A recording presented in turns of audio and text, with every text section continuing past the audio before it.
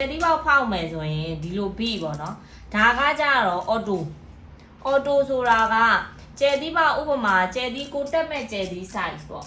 ကျဲသီး size ကိုဒီမှာချိန်လိုက်တာနဲ့ဒီမှာအော်တိုသွားပြီးတော့ဒီ set မှာဘာမှလုပ်เสียမလို့ set မှာဆိုရင်လည်းကျဲတော့ဒီမှာကျဲသီးဘောက်တွေကကျဲသီးဘောက်ပုံစံအဲ့တော့ကျဲသီးဘောက်ကဘယ်လိုစမျိုးဖောက်လို့ရလဲဆိုတော့ကျတို့ဒီလိုဇစ်ဇက်ပါတဲ့ဟာတွေဖောက်လို့ရတယ်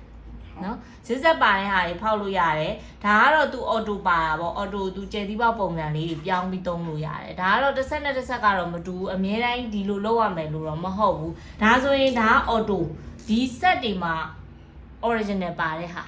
နော်အပြင်ကနေဝယ်တဲ့ဟာတွေဆိုဒီလိုဟာတွေလာတယ်သူကကြတော့ဗာလဲဆိုဟိုအော်တိုမဟုတ်ဘဲနဲ့ manual ပေါ့သူလိုက်ပြီးတော့ညှိရတာကျဲသီးပေါက်ကိုဘယ်လောက် size တက်မလဲဆိုတာကိုညှိပြီးတော့ဖောက်ရတာ2စင်တီဖောက်မှာလား1စင်တီဖောက်မှာလားဆိုတာညှိရတာဒါကကြတော့အဲ့လိုမလိုဘူး။ဘာလဲဆိုတော့ဒီမှာကိုတက်မဲ့ကျဲသီးလေးကိုထည့်လိုက်အောင်မယ်။မရအောင်ကျဲသီးဘူးလေးကြည့်ပါ။ဥပမာထားပါတော့ဒီကျဲသီး size တက်မယ်ဆိုဒီပုံစံကွက်လေးထဲမှာဒီကျဲသီးလေးကိုထည့်လိုက်အောင်မယ်။ကျဲသီးလေးကိုထည့်ပြီးသူကွက်တိဒါလေးကအတိုးလျှော့လုပ်လို့ရတယ်။ကိုတက်မဲ့ကျဲသီး size ကိုဒီမှာလာချိန်ရတာ။ဒါလေးကိုချိန်ပြီးသားပြီးတော့ဒီကျဲသီးလေးဖြုတ်လိုက်ရပြီ။ဒါဆိုဒီကျဲသီးတက်လို့ရတဲ့အပေါက်လောက်ကိုသူကဖောက်ပြီးသွားတာနော်ဥမာ size အသေးလေးတက်မယ်ရတယ် size အသေးလေးကိုဒီထဲထည့်သူဒါလေးနဲ့လာချိန်ဒါနဲ့ချိန်ရမှာဒါတွေကြတော့အဲ့လိုချိန်လို့မရဘူးသုံးလို့မရတာမဟုတ်ဘူးရတယ်ဒါကကြတော့ manual ကိုကဥပမာ2စင်တီဖောက်ချင်လဲ2စင်တီဒီနေရာနဲ့ချိန်ရမှာပေါ့ဒီအပေါက် size လောက်လို့ရင်ဒီလောက်ထားရမှာဥမာဒီတက်ကြီးချင်းဒီလောက်ထားဒါကိုကလိုက်ရွှေ့ပေးရမယ်အနေထားဒါကကြတော့အော်တိုသူကသူဆက်မှာလာပြီးတော့ဖောက်ပြီးသွားတာဟုတ်ပြီနော်ဒါဆိုရင်ကျတို့ကဒီမှာဆိုရင်ဒီဘီနှစ်ခုဆိုကြည့်လိုက်ဒါဆိုရင်ဒီမှာခေါက်လေးပါတယ်ဒါကကြတော့ကျတို့အရှိကမော်တာဆက်တင်မှာဝက်ဥဖြုတ်ပြီးတော့ကျတို့ဘာလုပ်လဲဇစ်ပြောက်ပြီးတက်တယ်လို့ပဲတက်ရမှာဒါကကြတော့ခလုတ်လေး original ပါတယ်အဲ့ဒါဘာကွာတာလဲဆိုတော့ကျတို့ set မှာဒီမှာမောင်းလေးရှိတယ်အဲ့ချက်ဖြုတ်ပြဝက်လေးရှိရတွေ့လားအဲ့ဝက်လေးကိုဖြုတ်ပြီးတော့မှအဲ့ဒီမှာတက်ရမှာ manual သုံးမယ်ဆိုရင်လည်းနော်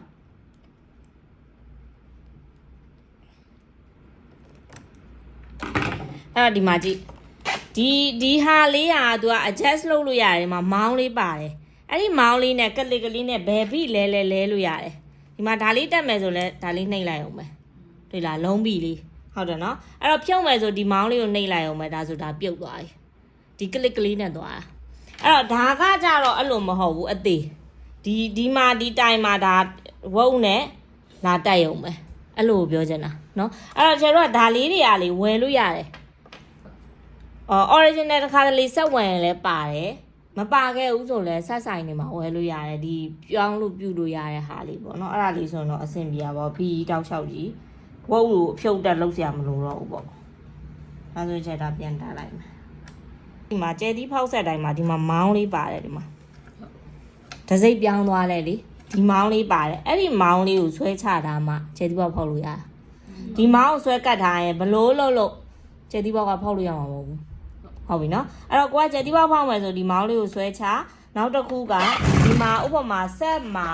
ကျဲသီးပေါက်ပုံစံတွေပါတယ်ဆိုရင်ကိုဖောက်မဲ့ကျဲသီးကဒီဒီဇိုင်းဖောက်ချင်ဒီဒီဇိုင်းကိုနှိပ်ဒီဒီဇိုင်းဖောက်ချင်ဒီဒီဇိုင်းကိုနှိပ်ရုံပဲဟုတ်ပြီနော်ဒါဆိုရင်ကျတို့ဥပမာထားပါတော့ကျဲသီးပေါက်ဖောက်မယ်ဒီဟာလေးကကိုယ့်ဘက်မှာရှိနေရမယ်ဒီမောင်းလေးကဒီခုနကတက်မယ်ဒီဘီမှာလာပြီးတော့တက်လိုက်မှာဘီချလိုက်တာနဲ့သူကသူတက်သွားတယ်ဟုတ်ပြီနော်ဒါဆိုဥပမာထားပါတော့ကျဲသီးပေါက်တော့ဖောက်လိုက်မယ်ဖောက်လိုက်ပြီးတော့ဥပမာဆက်ကတစ်ဆက်နဲ့တစ်ဆက်မတူတာမဟုတ်တော့ဒီချက်အဲ့ဒါကိုတော့ဒီချာမပြတော့အဓိကကျဲသီးပေါက်ဖောက်ချင်တယ်ဆိုရင်ဥပမာအော်တိုမရဘူးပေါ့ဒါကြတချို့ကဒီခလုံးနှိပ်လိုက်တာနဲ့အော်တိုသူကဖောက်ပြီးသွားတာဟုတ်ပြီနော်ဥမာအဲ့လိုမပါဘူး manual ဟာတွေရှိတယ်အဲ့လို manual ဆိုရင်လည်းတမတို့ကကျဲသီးပေါက်ဒီဘလို့ဟာမျိုးဖောက်လို့ရတယ်ဆိုဒီလိုဇစ်ဆက် line လေးတွေပါရင်ကျဲသီးပေါက်ဖောက်လို့ရတယ်သိရမှာအဲ့လိုဆိုရင်တော့တချို့ကဒီ beat သုံးလို့မရတော့ဘဲနဲ့ဒီ manual beat တွေနဲ့သုံးရမှာနော် light လှည့်ပြီးတော့သုံးပေးရတာပေါ့ဒါကတော့ဆက်နဲ့မတူတော့ဒီချက်ကမရှင်းပြတော့အဲ့ဒီဟာကိုတော့နော်အဲ့တော့ဒီ beat သုံးတာအောင်ပဲပြမယ်အဲ့တော့ဒီမှာဆိုရင်တချို့ကဥပမာဒီဇစ်ဆက်သွားခြင်းနဲ့ဒီလို wave လေးသွားခြင်းနဲ့ဆိုဒါအောင်နှိပ်ဒါချုပ်မယ်ဆိုဒါအောင်နှိပ်အခုဒီချက်တော့ကျဲသီးပေါက်ဖောက်မှာဖြစ်တဲ့အတွက်ဒီမှာဟုတ်ပြီနော်ဒီမောင်းဒီမှာချထားရမယ်ချပြီးတော့မှဒီချက်တို့ဒီ ဒီမှာကိုကကျဲသီးပေါက်ကဒီဒီဇိုင်းဖောက်မယ်ဆိုတာကိုနှိပ်လိုက်အောင်မယ်အဲ့ဒါနှိပ်ပြီးသွားပြီဆိုဒီဟာကကြတော့တချို့တို့ဒီမှာနံပါတ်ကလေးတွေပြတယ်အဲ့ဒါကကြတော့တချို့တို့ချီအစိတ်အကျဲဥမာချီစိတ်မယ်ဆိုဒီခလုတ်လေးဒါတွေကတော့ဟိုသူဂျပန်စာတွေဖြစ်တဲ့တော့သမီးတို့ဘာမှအသုံးပြုလို့မရဘူးဥပမာကျဲသီးပေါက်ဖောက်မယ်ဆိုတော့တချို့တို့ဒီမှာမောင်းချတယ်ချပြီးဒီကျဲသီးပေါက်ကိုရွေးတယ်ရွေးပြီးသွားပြီဆိုဒီခလုတ်ကလေး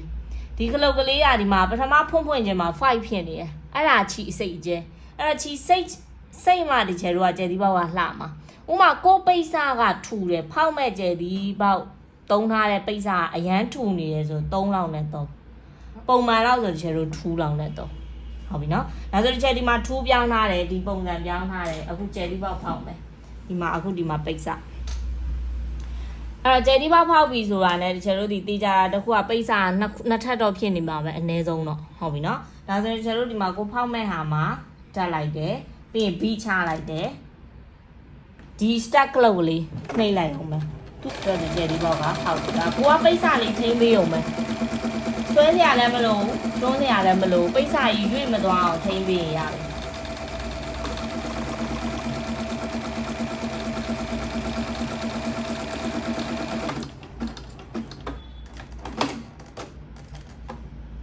တယ်ဒီလိုလေဟုတ်ပြီနော်ဒါကမလာတယ်ပဲအဲ့တော့ဒီချက်ချီကအောက်ချီကတရောင်ထည့်ထားလို့နော်ဒီမှာအဖြူရမလားအဲ့တော့ကိုကကျဲသီးခုနကကိုကျဲသီး site ကြီးရတက်ချင်တယ်ကိုတက်မဲ့ကျဲသီးကိုယူလိုက်တယ်ယူပြီးတော့ဒီမှာထည့်လိုက်အောင်မယ်ရမလားဒီမှာထည့်ပြီးတော့ကိုကျဲသီးပေါက်ချိန်ပြီးသွားပြီအကျန်းရင်ဖောက်ကြည့်ပေါ့ပိတ်စာတစ်ခုနဲ့ဖောက်လို့ကိုစိတ်ကြိုက်ရပြီဆိုမှကိုဖောက်မဲ့ကျဲသီးအင်းကြီးရဲ့အားကိုလာဖောက်အဲ့ဒါတွေကအော်တိုဖြစ်တဲ့အတွက်ကျတို့ဒီချန်နာတွေဘာမှတိတ်ပြီးတော့စဉ်းစားစရာမလိုဘူးဟိုသူ့အတူအော်တိုဖောက်ပြီးသွားတာအဓိက main ကပိတ်စလေးကိုထိမ့်ပေးရုံပဲနော် manual ကတော့အဲ့လိုမဟုတ်ဘူးပေါ့ manual ကျတော့လက်နဲ့လိုက်ပြီးတော့ထည့်ပေးရတာရဲဆက်ကိုမြင်မှုလိုက်တယ်မလားမနေဟိုအေးမအနည်းမှလောက်လိုက်တဲ့ဆက်နော်ညာဒါတစ်ချက်ခုနလက်ဟိုဖြစ်သွားလို့ဒီအောက်ဟိုဖြစ်သွားနော်ရမှာဒါဆိုမှအဲ့ဟာလေးကိုမှတစ်ချက်တော့ကျဲသည်ဒီအလဲလေးကိုခောက်ပြီးတော့ကတ်ကြီးနဲ့ပဲဖြတ်နော်အပေါက်ဖောက်လေဖြုတ်တန်နဲ့လှုပ်လိုက်တဲ့အခါကျခြီးစားတွေထွက်တယ်အဲ့ခါကျညှိပြီးတော့တစ်ခါလေးရတချို့ပိတ်စားတွေဆိုအဆင်မပြေရမျိုးဖြစ်တယ်ကတ်ကြီးလေးနဲ့ပဲထိုးပြီးတော့ညက်သွားနော်ဒါဆိုရှင်တော့ချက်ဒီထည့်လို့ရသွားတယ်နော်ဟုတ်ပါ